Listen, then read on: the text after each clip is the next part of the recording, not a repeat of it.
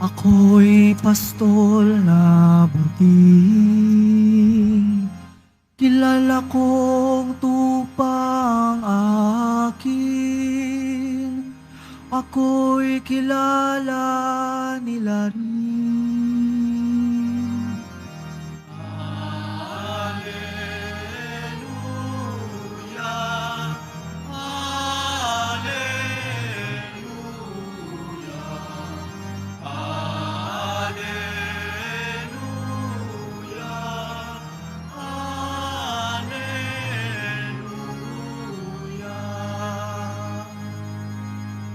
Sumainyo ang Panginoon, at sumaiyo rin. ang mabuting balita ng Panginoon ayon kay San Juan.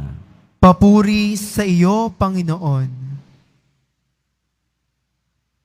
Noong panahong iyon, sinabi ni Jesus, "Ako ang mabuting pastol." Iniaalay ng mabuting pastol ang kaniyang buhay para sa mga tupa. Ang upahan ay tumatakas kapag nakikitang dumarating ang asong gubat.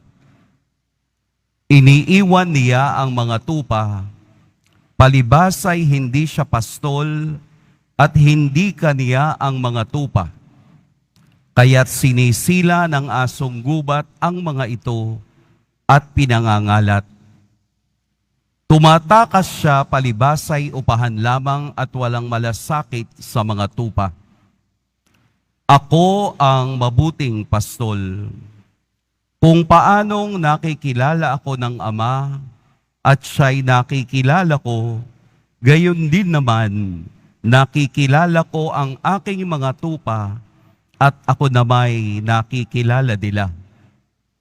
At iniaalay ko ang aking buhay para sa mga tupa. Mayroon akong ibang tupa na wala sa kulungang ito. Kinakailangang sila'y alagaan ko rin. Pakikinggan nila ang aking tinig. Sa gayoy magiging isa ang kawan at isa ang pastol. Dahil dito'y minamahal ako ng Ama, sapagkat iniaalay ko ang aking buhay upang ito'y kunin kong muli. Walang makakukuha nito sa akin, kusa ko itong ibinibigay. Mayroon akong kapangyarihang ibigay ito at kunin uli. Ito ang utos na tinanggap ko sa aking Ama. Mga kapatid, ang mabuting balita ng Panginoon. Pinupuri ka namin, Panginoong Hesukristo.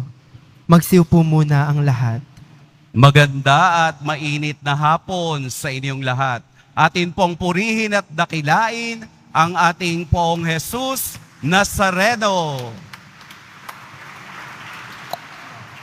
Ako ang mabuting pastol.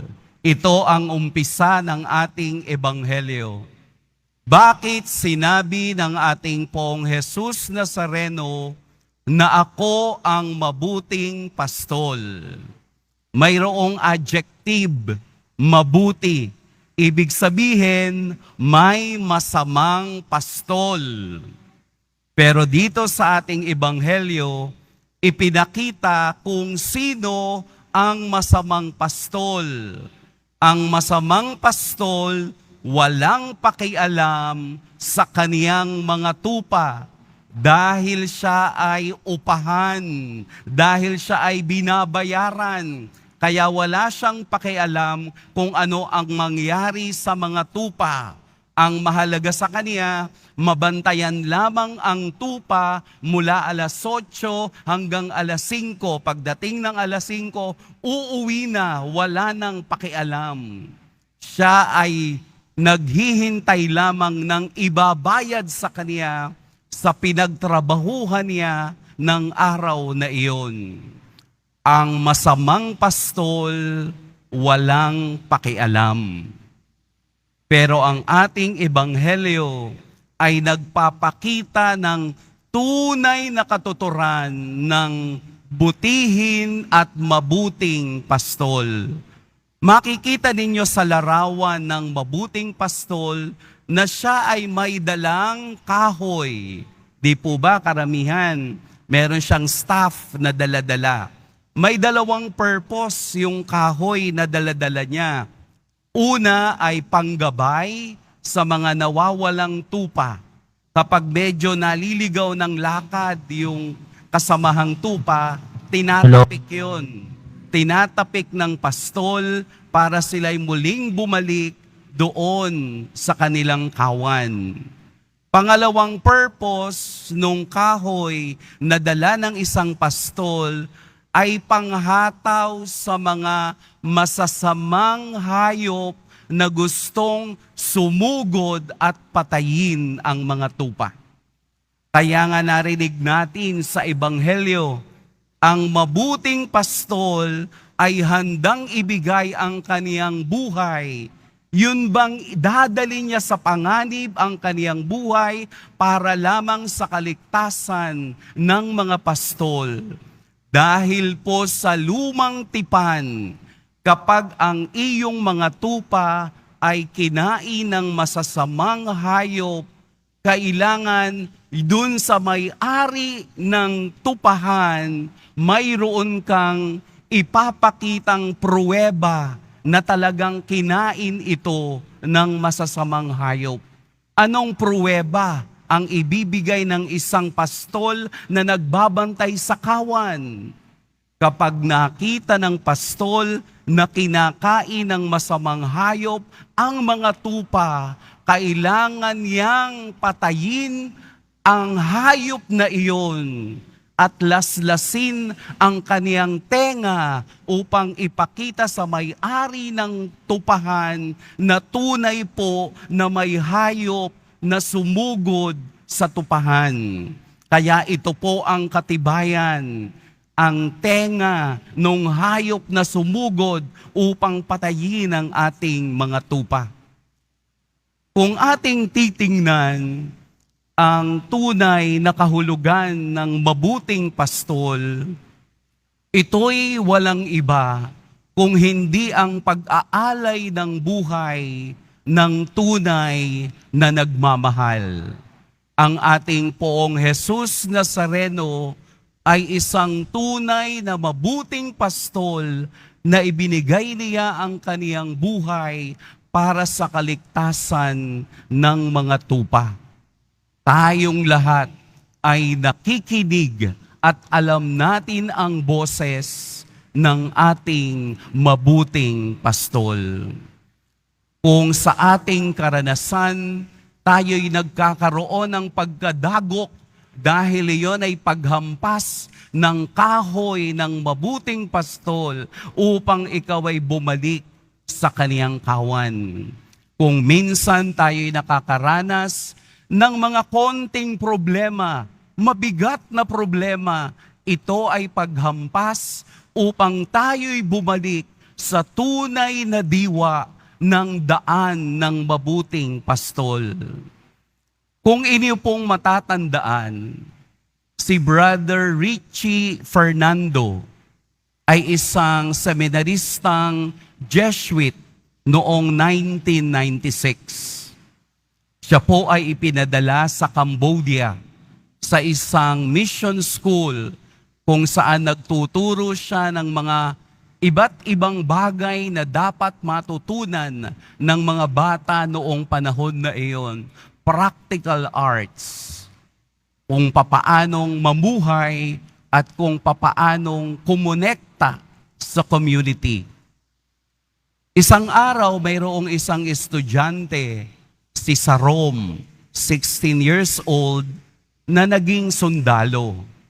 Siya ay pumunta sa eskwelahan at gusto niyang makausap yung pinuno ng eskwelahan dahil mayroon siyang reklamo, mayroon siyang gustong liwanagin.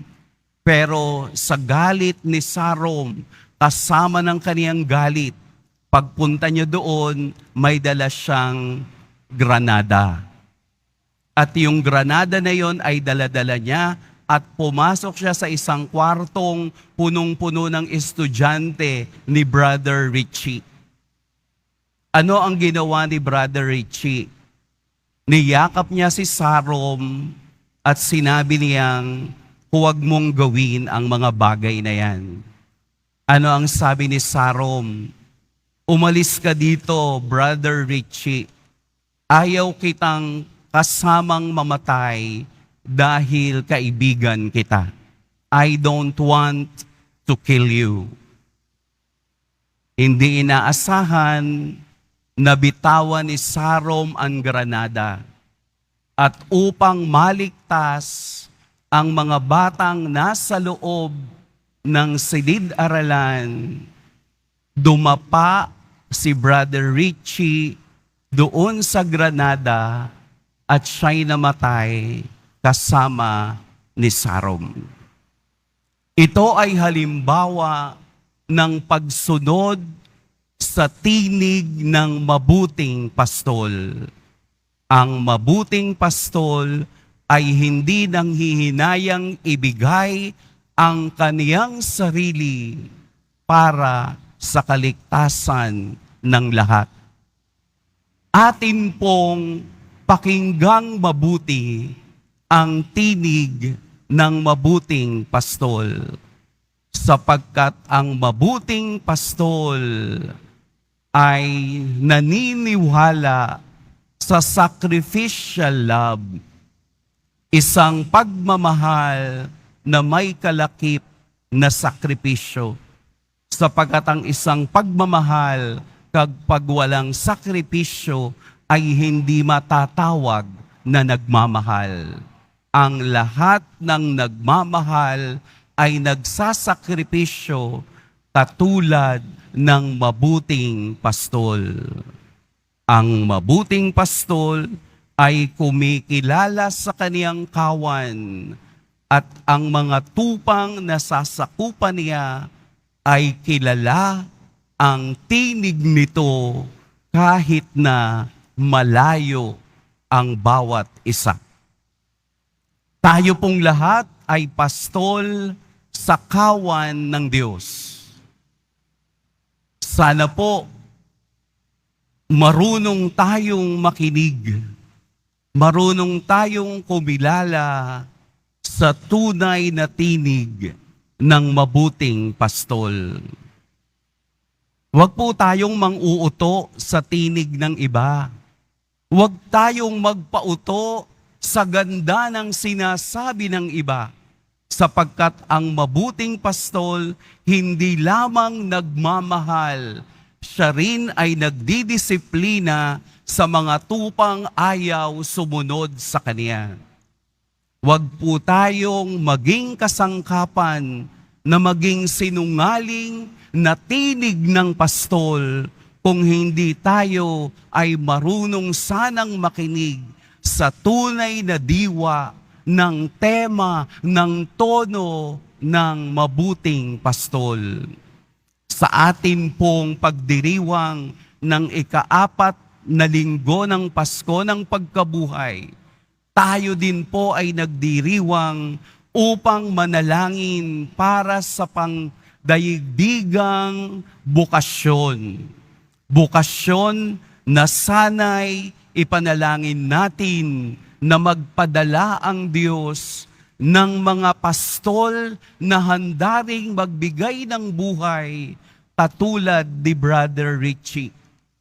Sana marami pa ring Pilipino ang handang magsakripisyo ng buhay para sa bukasyon upang maging pastol ng kaniyang simbahan. Kaya po maraming mga kulto, kaya po maraming mga sinungaling na pastol, kaya po maraming nanglolokong mga boses ng pastol, dahil kulang tayo ng tunay, mabuti at handang magsakripisyong pastol sa bayan. Samahan niyo po kaming manalangin. Ipanalangin natin sa Diyos ang may-ari ng tupahan na sana'y magpadala siya ng marami pang pastol na kawangis, katulad at kaboses ni Jesus na handang magsakripisyo para sa lahat. Ipanalangin natin sa ating pamilya na sana'y marami pang pastol ang tunay na tumugon sa tawag ng Diyos. Ako ang mabuting pastol. Iniaalay na mabuting pastol ang kanyang buhay para sa mga tupa.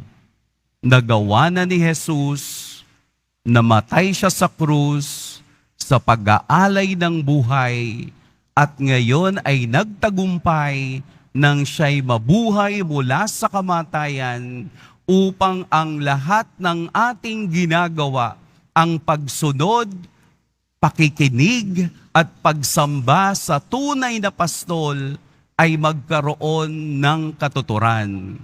Lahat ng ating ginagawa ay patungo sa Diyos at lahat tayo'y tupa ng Diyos na dinadala niya sa kaniyang batisan at sa kaniyang magandang pahingahan. Kapag alam natin ang tinig ng Diyos, hindi tayo maliligaw at hindi tayo mapapahamak. Amen. Pagpalain po tayo ng poong may kapal.